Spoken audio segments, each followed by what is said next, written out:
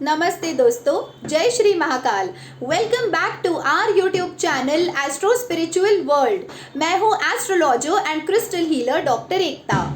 आज की वीडियो में मैं आप सबको बताऊंगी कि दिवाली के अगले दिन यानी दीपावली के नेक्स्ट डे पे, जिस दिन गोवर्धन पूजा होती है, अन्नकूट दिवस होता है, उस दिन पे हम लोगों ने क्या छोटे छोटे रिचुअल्स करने चाहिए।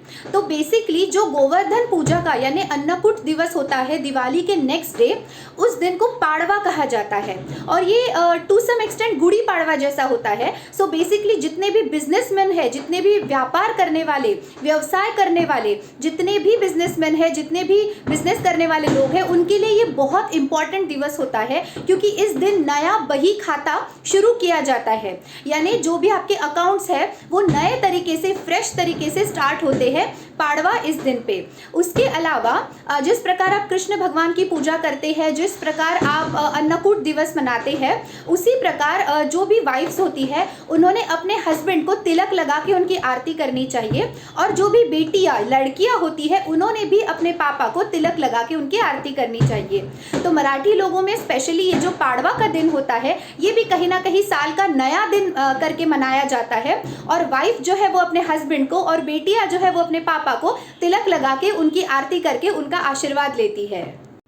जितने भी व्यापारी वर्ग के लोग हैं, यानी जितने भी बिजनेसमैन हैं, उन्होंने दीपावली के अगले दिन से नया रजिस्टर, नई डायरी, नया पेन यूज़ करना स्टार्ट करना चाहिए। आई एम श्योर सभी ने दीपावली के दिन नई डायरी और नए पेन का पूजन तो किया ही होगा। तो जो नई डायरी और पेन आपने पूजा में रखी थी, वो आपने दिवाली के नेक्स्ट डे से यूज़ करना स्टार्ट करना चाहिए। और जो भी आपके इंपॉर्टेंट बिजनेस डील्स है वो सारे उसमें नोट डाउन करके रखने चाहिए। आई नो आजकल डिजिटल एज हो गया है, हम लोग सब कंप्यूटर, लैपटॉप, आईपैड, मोबाइल ये सब यूज़ करते हैं, जिस वजह से हमें अलग से रजिस्टर मेंटेन करने की ज़रूरत आजकल ज़्यादा नहीं पड़ती है, क्योंकि सारे ऐप्स हमारे मोबाइल में ही मौजूद होते हैं। लेकिन फिर भी एक ट्रेडिशनल तरीका समझ के हमारे शास्त्रों में जो चीज़ बताई है वो मैं आपको बता रही हूँ कि भले ही आप बहुत सारे ऐप्स यूज़ कर लो अपने बिजनेस को, अपने डीलिंग्स को, अपने कैलकुलेशंस को यूज़ करने के लिए, लेकिन फिर भी नॉमिनल जो इंपॉर्टेंट डीलिंग्स होते हैं, जो भी व्यवहार होते हैं, बिजनेस से रिलेटेड जो भी इंपॉर्टेंट काम होते हैं,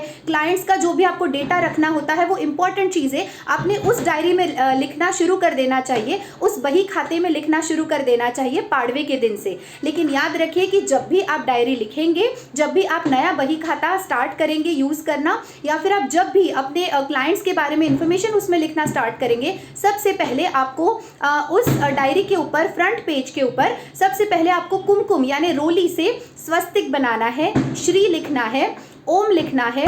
फिर उसके बाद गणेश जी का सिंपल मंत्र ओम गंग गणपतये नमः, इस मंत्र को लिखना है कुमकुम से, रोली से, ठीक है। उसके बाद आपको माँ लक्ष्मी जी का सिंपल मंत्र है ओम श्रीम नमः, वो लिखना है। अपने इष्ट देवता और कुल देवता का नाम लिखना है। ये सारी चीज़ें आपको फर्स्ट पेज के ऊपर, फ्रंट पेज के ऊपर कुमकुम यानी रोली से लिखनी है। अब आप चाहे अपने रिंग फिंगर से लिखो, या फिर आप उसे किसी कॉटन में डिप करके किसी स्टिक को लगा करके उससे लिखो, लेकिन आपको लिखना ये सब कुछ है। तो गणेश जी, माँ लक्ष्मी और उसके साथ साथ सरस्वती का भी मंत्र आपको लिखना है।